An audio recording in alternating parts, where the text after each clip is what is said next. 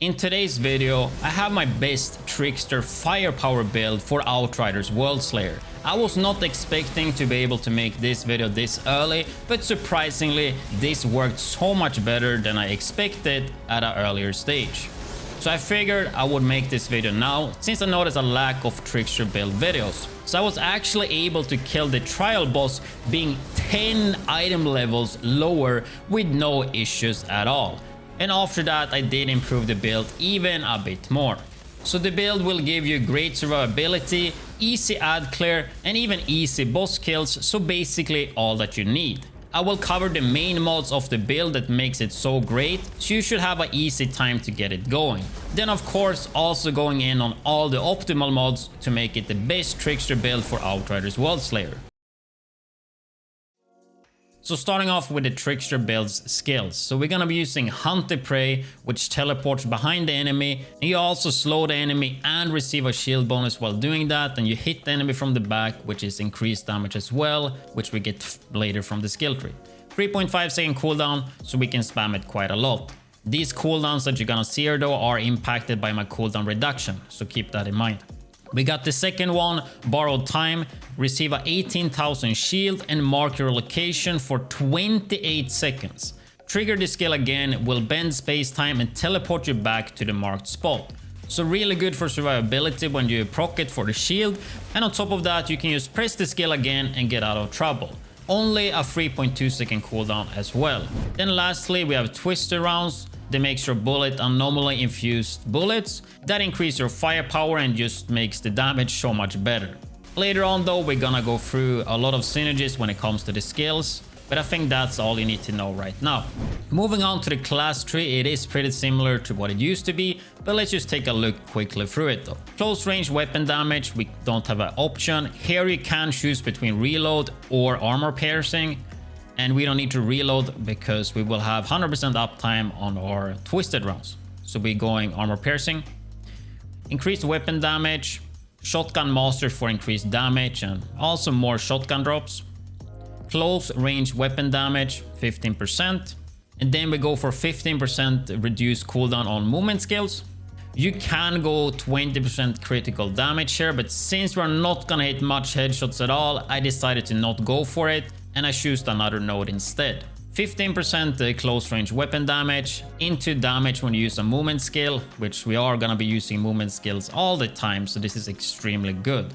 We don't use a deception skill, right, so we're using armor piercing there as well.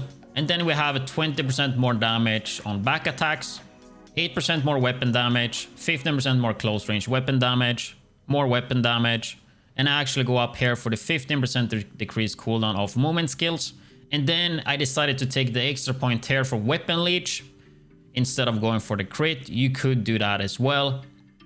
So, but yeah, I prefer weapon life leech, especially if you don't have a gun that have it. It's just a nice addition, even though with this build, I don't think this is needed. So you can put that point wherever you want. Moving on though, we go down for the weapon damage against elites, 15%, mag size, shotgun weapon damage, and then lastly 8% more damage per enemy in close range. We take a look at the Pax tree. Damage enemies with damage skills increase your damage by 10% for 5 seconds, so this is always gonna be on because we use twisted rounds all the time. Adeption, activating skill grants you 15% anomaly power or firepower for 5 seconds, depending on which of them is higher. So we want to activate a skill every 5 seconds. Because we have multiple talents now that give us damage on skill use, right? And that's why it's really good that we have short cooldown. We have 3.5 seconds on Hunt the Prey, which is going to be the main source for that we're going to spam. Then we have Phasing, that once again, when you activate a skill, gives you 15% shield and also 10% shield to allies. So pretty good for group play. I think the build overall is going to be good for group, even though I haven't used it in group, but everything here makes sense for group play.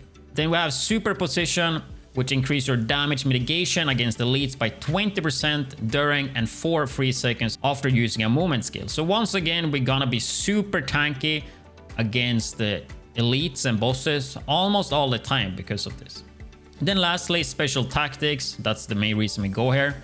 So damaging elites, increase your damage against elites by 3% for 3 seconds. Effect can occur once per second and stacks up to 10 times. When it comes to Ascension, this is how I currently have it set up. You definitely want to prioritize close range damage first. If you have problem with healing, which I don't think you will have with this build if you get it set up, but if that's the case, I would go weapon life leech. Other than that, you want to get the damage against elites, of course, and then later I will go weapon damage. But yeah, weapon damage, and then I would go cooldown reduction, even though I don't feel like it's really that needed for me, but it's nice to have nonetheless. And then just get kind of what you want, right? It's pretty straightforward with the Ascension tree. Like, I don't think you need any survivability with this build, as we will get into later. But that is the Ascension tree as well.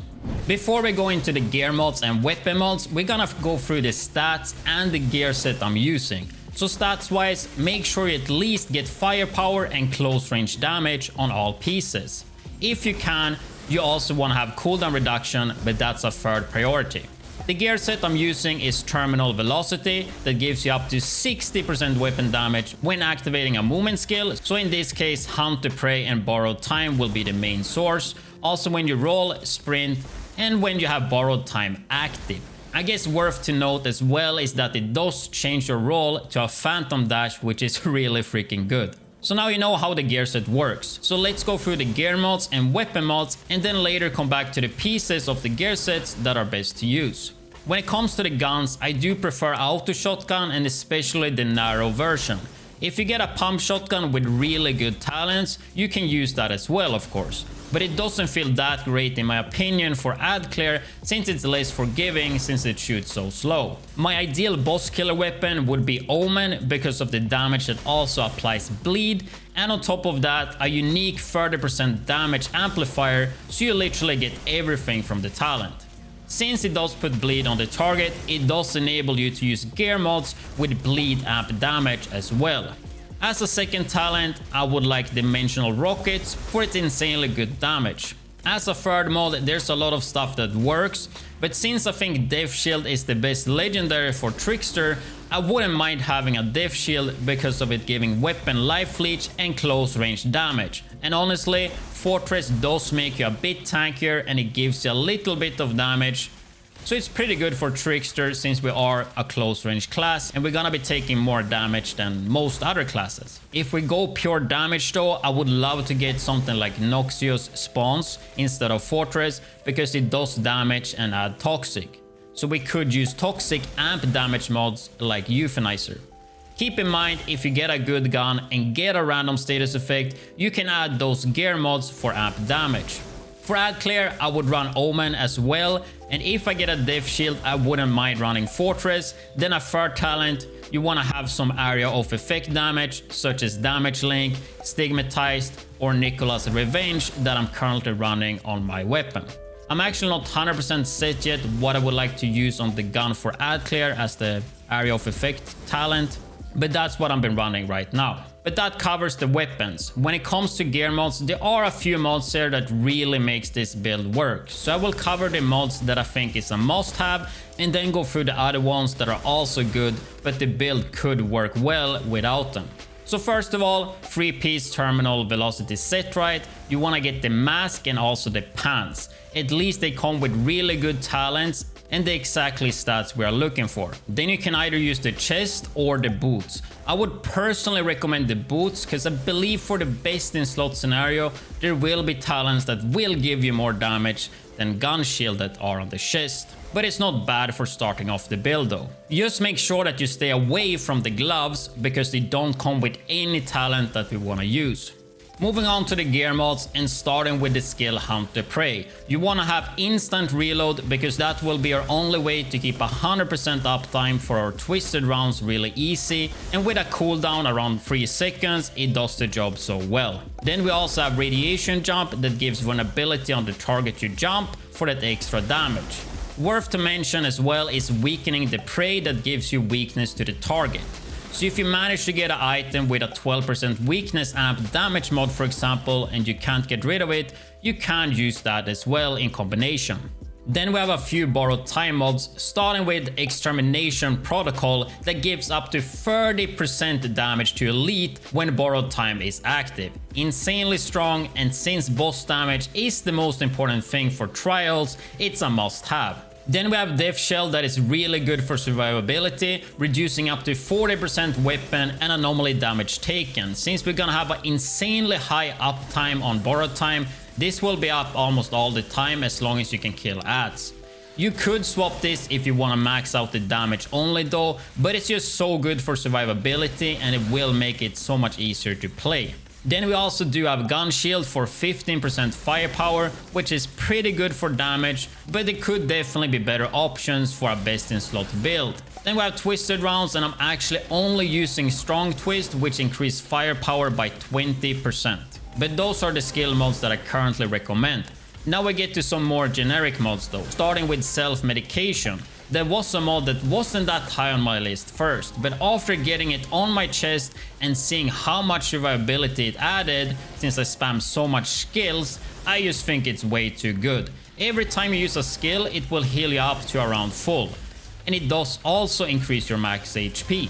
So every time you teleport, you will be at full HP. And if your teleport is on cooldown and you are close to die, as long as you have borrowed time off, just press borrowed time and it will teleport you back to where you activated it, and you will be full HP and most likely out of danger as well. It just makes it so clutch to get out of danger easily, so definitely I would recommend that if you want to have good survivability. Then we have Captain Hunter for the elite damage. We have Kingslayer that gives super high firepower when you crit the elite for 10 seconds. So make sure you hit the headshots once every 10 seconds on the boss and you should have this up really easy. We also have Anomaly Echo that gives you the same amount of firepower in total, because the Anomaly power does make Twisted Rounds stronger in terms of firepower.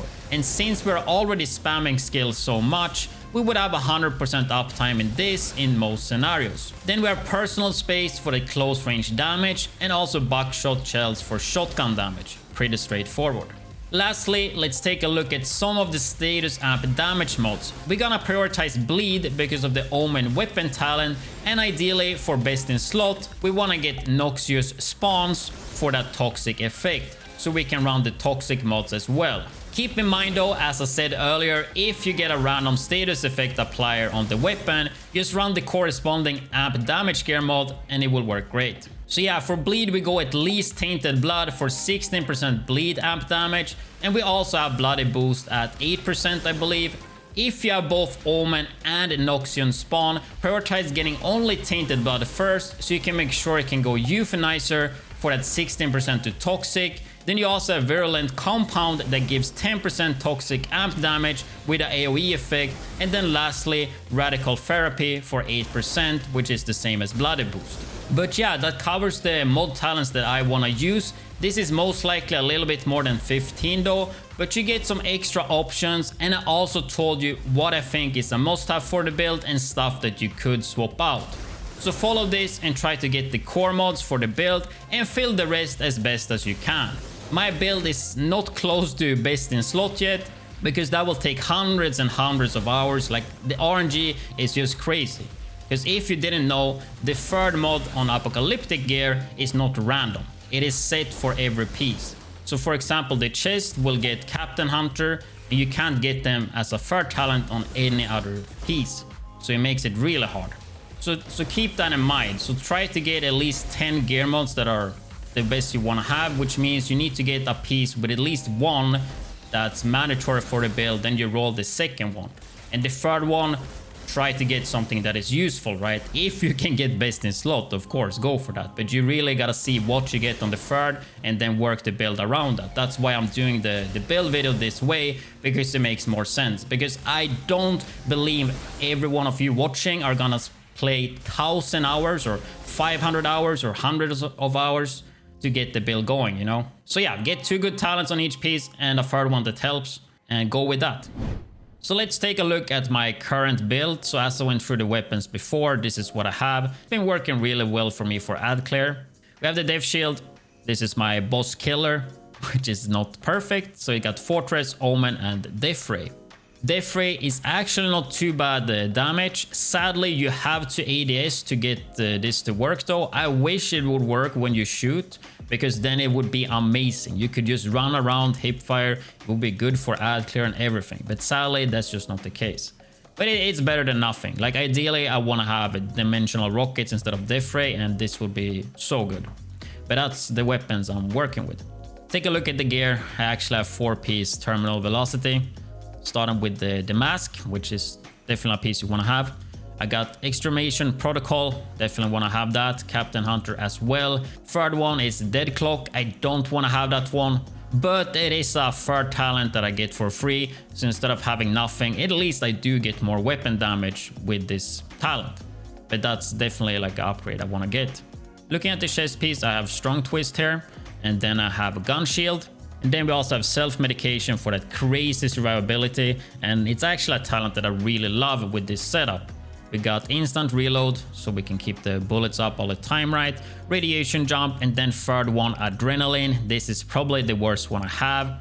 And talking about that, you can look at my glove. I have a not even apocalyptic glove, because they rarely drop, and trying to farm the target loot for that, it just barely drops. But that's something I will farm in the upcoming days.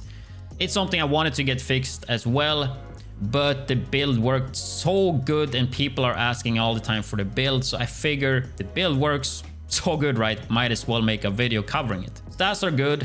We got Death Shell and we got Personal Space, so 2 really good talents there. Death Shell you could swap out if you think your survivability is good enough, right? But it's just chill to have, and it makes it easier to do this on autopilot when you play. We got the boots, Tainted Blood, which works really good with Omen.